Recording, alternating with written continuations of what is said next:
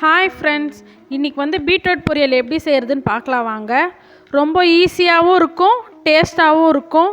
எப்படி செய்கிறதுன்னு பார்க்கலாம் வாங்க. நான் 2 பீட்ரூட்டை தோல் சீவிட்டு சின்ன சின்னதாக கட் பண்ணி வச்சுருக்கேன். இதை ஒரு குக்கரில் சேர்த்து 2 விசில் விட்டு எடுத்துக்கலாம். இப்போ இதை குக்கரில் சேர்த்துக்கலாம்.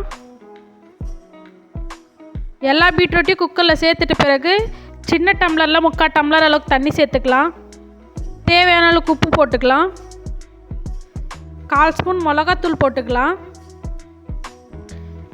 எல்லாத்தையும் நல்லா கலந்து விட்டுருங்க.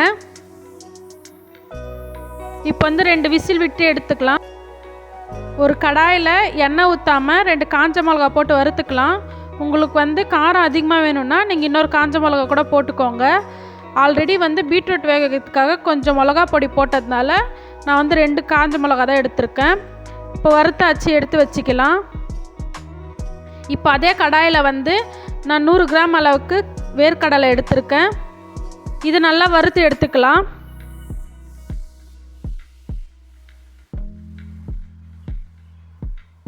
பாருங்கள், இதை வறுத்தாச்சு.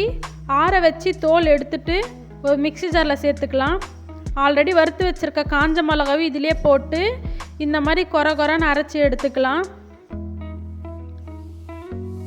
இப்போ குக்கர் விசில் வந்துருச்சு. நம்ம ஓப்பன் பண்ணிவிட்டு காய் வெந்திருக்கான்னு செக் பண்ணி பார்த்துக்கலாம்.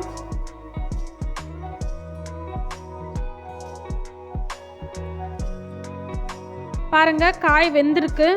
இப்போ ஒரு கடாயில் 2 டேபிள் ஸ்பூனுக்கு எண்ணெய் ஊற்றிக்கலாம். கடுகு 1/4 ஸ்பூன் போட்டுட்டு நல்லா பொரியட்டும். பாருங்கள், கடுகு பொரிஞ்சிருச்சு. இப்போ கருவேப்பிலை கொஞ்சம் போட்டுக்கலாம்.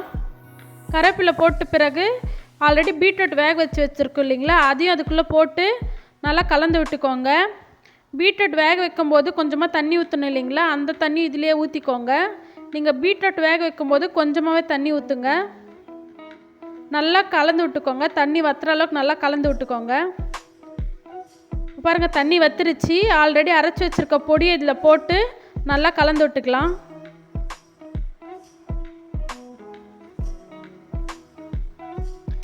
நல்லா கலந்து விட்டுக்கோங்க.